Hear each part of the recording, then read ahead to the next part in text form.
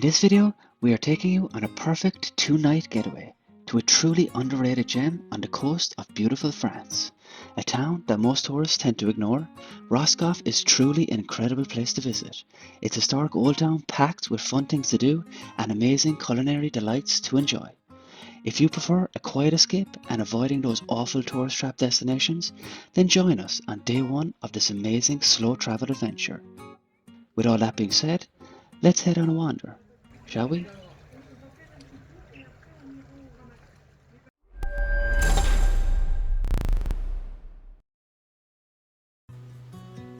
We started our 2-night getaway by taking an overnight ferry from Ireland, arriving very early into Roscoff the next morning, at 7 AM to be exact.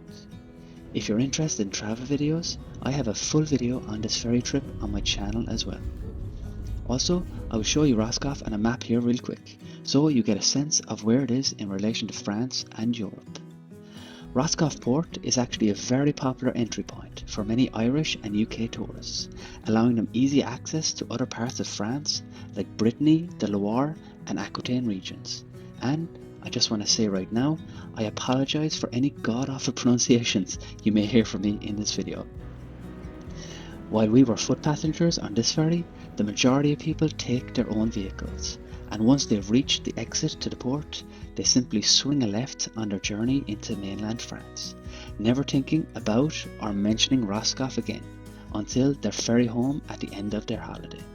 However, if you were to take a right when you exit the ferry port, you will enter the beautiful and, in my opinion, vastly underappreciated and underestimated town of Roscoff itself. Going back to the morning that we arrived, we took this right, and we chose to walk the 15 to 20 minutes into the town, while enjoying seeing the outlines of the quaint French buildings under the streetlights and approaching dawn on the way. After arriving into the centre of town, it was like we went back in time hundreds of years, with the cobbled streets and the traditional granite stone buildings lining each side. We were booked into an IDYLLIC for the 2 nights we were here, so we went there first to drop off our bags and then went right back to the main street in search of breakfast, choosing this very cute French looking cafe, and enjoyed a café au lait and a cheese and ham croissant. It didn't look the best, but I can tell you it tasted amazing. You really can't beat French cheese. Of course, we also couldn't resist sharing a pan of chocolate before we left.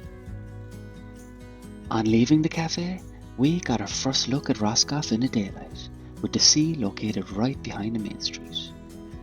We would get used to these lovely panoramic views during our 2 nights here.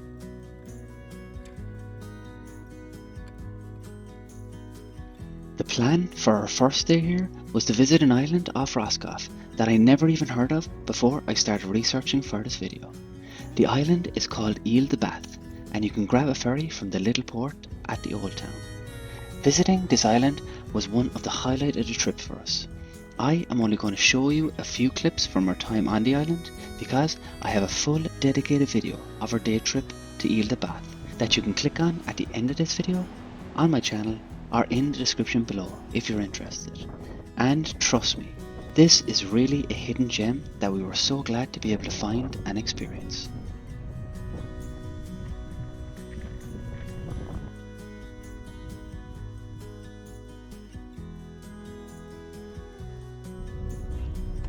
After spending 5 hours on the island, we took the ferry back to Roscoff, arriving in at around 4:30 PM. Feeling pretty tired after a day of cycling, we decided to check into our hotel, take a quick break, and then head out again that evening. The IDYLLIC is right in the centre of the old town, a perfect base to explore from. The square or plaza outside the hotel is also like a picture postcard.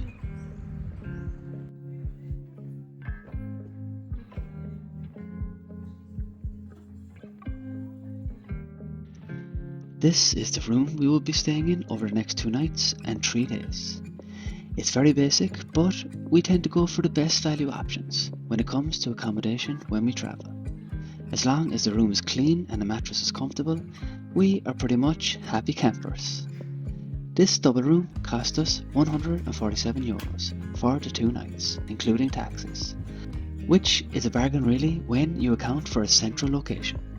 Also, when we saw what the view out of the window had to offer, we knew this would be a great value for money stay indeed.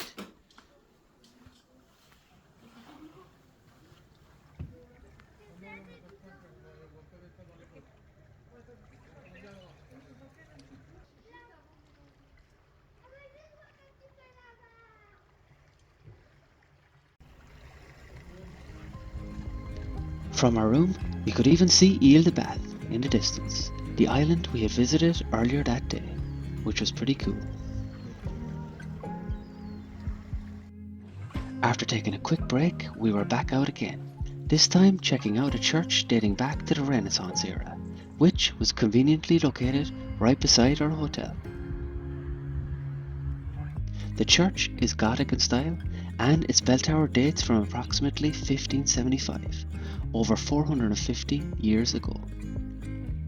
Inside, the lack of light and the long dark shadows really add to the Gothic architecture. The place is rather stark and bare, except for the impressive altar. Overall, we definitely felt it was worth 5 or 10 minutes of our time.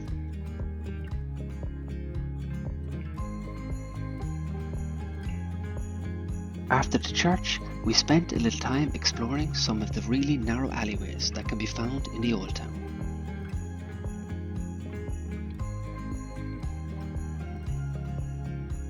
All leading to lovely views of the bay.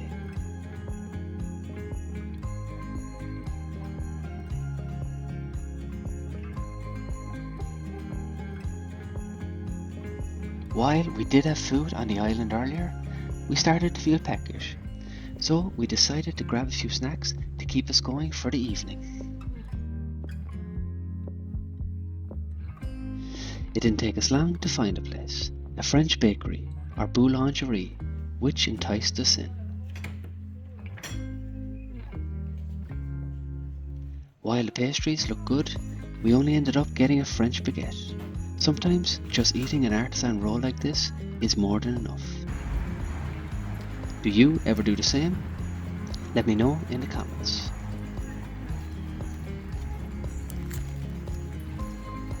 For a sweet treat afterwards, we went into a creperie, where we shared both a Nutella and banana crepe and a traditional sugar and lemon crepe. I couldn't really decide which one was better. Both were delicious.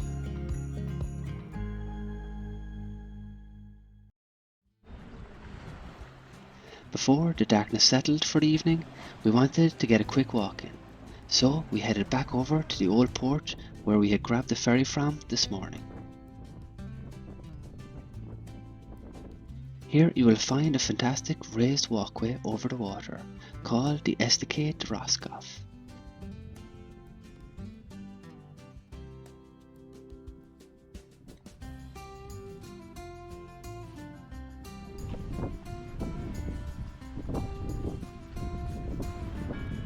I couldn't find much details about the length of this jetty online, but it was a good 5-minute walk each way at least.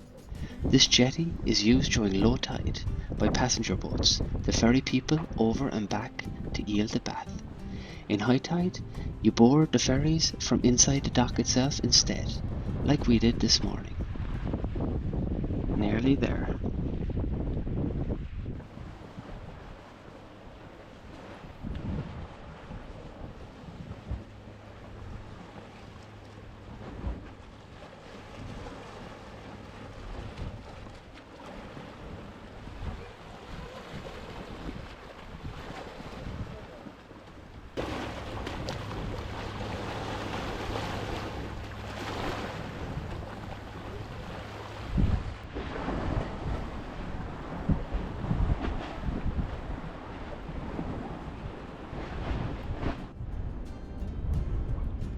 Feeling satisfied after our walk across the water, we decided that a few leisurely drinks would be the ideal way to end our first day here in Roscoff, so we went back in the direction of a local bar that I had spotted earlier on. That bar is called Café T. Pierre, and it's pretty hard to miss, being located just across from the old port and directly on the plaza in the old town itself. For my first drink, I went for a local beer, trying a red ale that is brewed here in Roscoff. When you visit, the ceiling of this place is definitely the main attraction. It shows a huge map with lots of upside down model boats sailing on it that you can spend ages looking at. We really enjoyed the quirky theme in here, which was very much in keeping with the bar's maritime location. I found the red ale to be only okay overall, so I tried a lager from northern France next called Pelfort Blonde. This was more to my taste, so I ended up having a couple of these, while the peanuts on the side were the perfect salty snack. And with that, we decided to head to bed, knowing we had an action-packed day planned for tomorrow. A great day of sightseeing, a great day of food. Now it's time to hit the hay.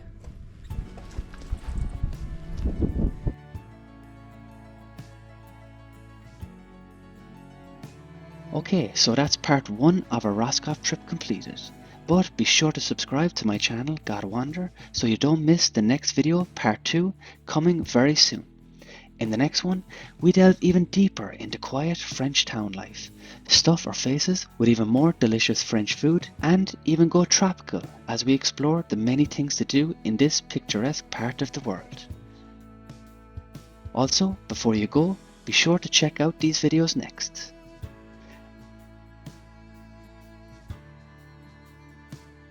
And with that, I will catch you all on the next wander.